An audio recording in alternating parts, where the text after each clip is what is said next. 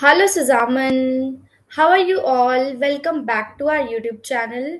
So let's discuss the A1 exam pattern in detail. So Goethe's A1 exam pattern. When learning a German language or learning any language, there are four basic parameters that an individual is evaluated on, namely reading, writing, speaking, and listening. Likewise, in the A1 Goethe exam, you will be tested the same. All these four modules carry 25% each of the total points. However, there is no minimum passing percentage required individually. In these modules to pass the A1 exam, the minimum passing percentage of A1 is 60%. इसका मतलब है कि आपको A1 exam में overall 60% लाने हैं, individually नहीं, overall चारों मॉड्यूल्स को मिलाकर आपको ओवरऑल 60% लाने हैं. So let's discuss these four modules in detail. Now, first, reading. Reading means listen. So lesson के लिए we have 24 minutes and lesson में तीन पार्ट्स होते हैं. तीन पार्ट्स, तीन टाइल्स होती है. पार्ट वन, टाइल आइंस. टाइल आइंस 5 marks की होती है. There will be 2 comprehension text and 5 statement will be given. You will have to read these statement carefully and select whether the statement is correct or incorrect. आपको क्या होता है, टाइल आइंस में दो कॉम्प्रिहेंशन पैसेज गिवन होते हैं, comprehension text given होते हैं. उस दोनों टेक्स्ट को पढ़ने के बाद आपको उसके नीचे 2 या 3 क्वेश्चन गिवन होते हैं. फर्स्ट टेक्स्ट में there are 2 question and the second text में देयर आर 3 क्वेश्चन. सो आपको वो टेक्स्ट पढ़ने के बाद वो क्वेश्चन बताना है कि वो रिस्टिश है या फाल्श है. अगर वो करेक्ट होगा तो आप रिस्टिश पे क्रॉस करोगे एंड वो इनकरेक्ट होगा तो आप फाल्श पे क्रॉस करोगे. नाउ पार्ट टू भी 5 marks की होती है. There will be 5 conditions or situation given and below of each them there will be a 2 advertisement mentioned. The task is to select the correct advertisement. Now इसमें आपको क्या करना है, आपको एक सिचुएशन या एक कंडीशन दी होती है. उस कंडीशन के अकॉर्डिंग आपको दो एडवर्टाइजमेंट उसके ऑप्शन में गिवन होती है. आपको कंडीशन पढ़ के बताना है कि कौन सी एडवर्टाइजमेंट उस पर सूट कर रही है. आ सूट कर रही है या फिर बे सूट कर रही है. अगर आ सूट करेगी तो आ पे क्रॉस करना है और बे सूट करेगी तो बे पे क्रॉस करना है. Now part three, tile dry. Tile dry में in this part each question will contain some information or an advertisement. There will be a statement following it. You need to select whether the statement mentioned is correct or incorrect. Now, relating to the advertisement or information given. Now, आपको क्या करना है, इसमें एक आपको information given होती है और information के नीचे आपको given होता है कि वो सही है या गलत है. आपको बताना है कि वो इन्फॉर्मेशन पढ़ने के बाद वो इन्फॉर्मेशन ठीक है या गलत है. इन्फॉर्मेशन गिवन होगी, देन नीचे एक क्वेश्चन गिवन होगा. अब वो क्वेश्चन पढ़ोगे आप और बताओगे कि वो इन्फॉर्मेशन में जो लिखा है, जो क्वेश्चन में जो लिखा है वो सही है. सही होगा तो आप रिस्टिश पे क्रॉस करोगे और अगर गलत होगा तो आप क्या क्रॉस करोगे, फाल्श. और मेक श्योर जर्मन में राइट नहीं मार्क करते, always we mark cross. Now writing part. Writing is श्राइबन. श्राइबन में वी हैव 20 minutes. 20 minutes होते हैं एंड देर आर टू टाइल्स 2 parts. टाइल आइंस में in this pass consist of a text with information about a person और अ कंपनी. ओके, इस टास्क में आपको क्या करना है, टाइल आइंस में आपको एक टेक्स्ट गिवन होता है. टेक्स्ट में 4 या 5 लाइन गिवन होती है अबाउट द पर्सन. उसका फॉरनामा, उसका नाखनामा, उसका एड्रेस, सब कुछ गिवन होता है. एंड उसके नीचे आपको एक फॉर्म गिवन होता है. फॉर्म आपको क्या करना है, इंफॉर्मेशन पढ़कर एंड देन जो फॉर्म में रिक्वायरमेंट्स पूछी गई है आपको वो रिक्वायरमेंट्स भरनी है. सपोज फॉर्म में पूछा गया है कि उसका हैंडी न्यूमर क्या है, फॉर्म में पूछा गया है कि उसका एज क्या है, तो आपको उसके हिसाब से वो भरना है. एंड उसमें सिर्फ 5 ही मार्क्स होते हैं, 5 पॉइंट्स होते हैं, आपको 5 ही ब्लैंक्स भरने हैं जस्ट. नाउ पार्ट टू होती है 10 marks की. In this part you need to write a short letter there will be 3 points question, 3 points or question which will be given, and they must be incorporated into your email. now आपको क्या होता है, part two में, tile two में आपको एक email लिखना है। वो ईमेल फॉर्मल भी हो सकता है और इनफॉर्मल भी हो सकता है। अब उस जो ईमेल लिखना है उसका क्वेश्चन आपको ऊपर मेंशन होता है। उस क्वेश्चन के नीचे आपको 3 पॉइंट्स मेंशन होते हैं। उन तीनों पॉइंट्स के अकॉर्डिंग तीनों पॉइंट्स को आपको अपनी ईमेल में कवर करना है, तो आपकी ईमेल पूरी हो जाएगी। वर्ड लिमिट होती है 30 से 35, 5 से 6 लाइन्स आप लिख सकते हो। Please make sure that you don't exceed the word limit, मतलब 30 से 35 तक आप कर सकते हो। नाउ वो जो 3 पॉइंट्स होते हैं वो आपको जरूर अपनी ईमेल में कवर करने हैं। अगर इनफॉर्मल ईमेल आएगी तभी भी वो 3 पॉइंट्स गिवन होंगे, फॉर्मल ईमेल आएगी तभी भी वो 3 पॉइंट्स गिवन होंगे। आपको वो तीनों पॉइंट्स अपनी मेल में अपनी ईमेल में लिखने हैं सीक्वेंस में।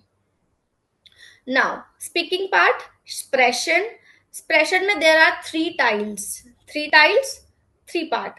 पार्ट 1 होती है 3 मार्क्स की, 3 पॉइंट्स होते हैं उसके। Firstly you will be tested to introduce yourself by examiners. आपको इंट्रोडक्शन देना होता है अपना। They will ask you to spell out some words like your name, आपके नेम को स्पेल आउट करने के लिए बोल देंगे, योर लास्ट नेम को स्पेल आउट करने के लिए बोल देंगे। जस्ट वो आपकी नॉलेज टेस्ट करते हैं कि आपको जर्मन अल्फाबेट्स की नॉलेज है या नहीं। आपसे आपका नंबर पूछ लेंगे इंट्रोडक्शन के बाद, ऐसे कर सकते हैं। Now, they can ask for your mobile number और pin code also. So just ये 3 मार्क्स की होती है। नाउ पार्ट टू में there are 2 rounds. Part two में 2 राउंड्स होते हैं। 2 राउंड्स में आपको क्या होता है, each round there will be a few card or 3 or 4 participant including you. Every round has a theme, for example school, friends, eating and drinking, or etc. The card will be placed upside down and every student must be take the card. There will be a theme and below that a word written on it. You will have to frame a question related to the word. Basically style में होता है आपको 3 या 4 वे फ्रागा बनाने होते हैं, मतलब basically आपको क्वेश्चन बनाने होते हैं। आपको एक कार्ड मिलेगा, कार्ड के ऊपर एक वर्ड लिखा होगा। वर्ड पे लिखा हो सकता है शूलर, शूलर मतलब स्कूल, आपको स्कूल से क्वेश्चन बनाना है। एक वर्ड पे लिखा हो सकता है फ्रॉइंडर, फ्रॉइंडर मतलब फ्रेंड, आपको फ्रेंड से क्वेश्चन बनाना है। या तो आप वे फ्रागा बना सकते हो या तो आप या 9 फ्रागा बना सकते हो। इसमें होता है कि आपको 3 से 4 क्वेश्चन बनाने होते हैं, मतलब 4 क्वेश्चन तो मिनिमम बनाने ही है इसमें। और ये टाइल होती है 6 मार्क्स की। नाउ टाइल 3 में क्या होता है, टाइल 3 इज सिमिलर टू पार्ट 2। जो टाइल ड्राई होती है वो सिमिलर होती है पार्ट टाइल 2 के। Now here as well there will be a few cards kept upside down on the table. These card will have a picture on it. Each student will have to pick a card and looking at the picture he and she will have to make a question, request not question, इसमें आपको request करनी होती है। Suppose आपके पास आया है a glass of water की photo. इस स्टाइल में आपको कार्ड तो मिलेगा बट कार्ड पे कुछ लिखा नहीं होगा। आपके आपके कार्ड पे होगा कि आपको जस्ट एक पिक्चर को गेस करके बता, एक क्वेश्चन बनाना है।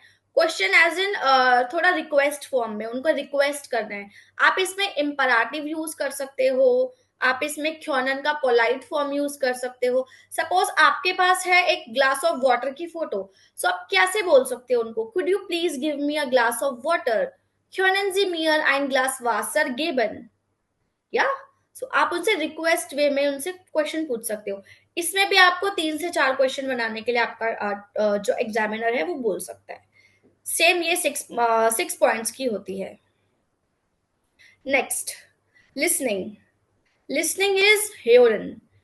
हेयरन होता है 20 मार्क्स का एंड टोटल 20 मिनट्स का एंड टोटल मार्क्स होते हैं 15।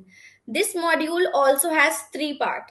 पार्ट 1 में टाइल आइंस में होता है 6 points. In this part you will listen 6 small dialogues and there will be a 1 question of each dialogue. Now There will three option A, B, C for each question, and you have to choose the correct out of the one.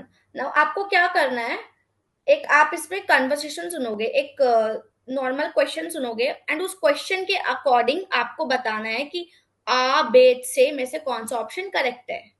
आपके सामने एक question given होगा और उसके नीचे given होगा आ option, B option and C option. आपको सुन के बताना है कि कौन सा ऑप्शन करेक्ट है, जो ऑप्शन करेक्ट होगा उस पर क्रॉस करना है। इसमें टोटल 6 डायलॉग्स होते हैं, तो 6 डायलॉग्स दो दो बार प्ले होते हैं।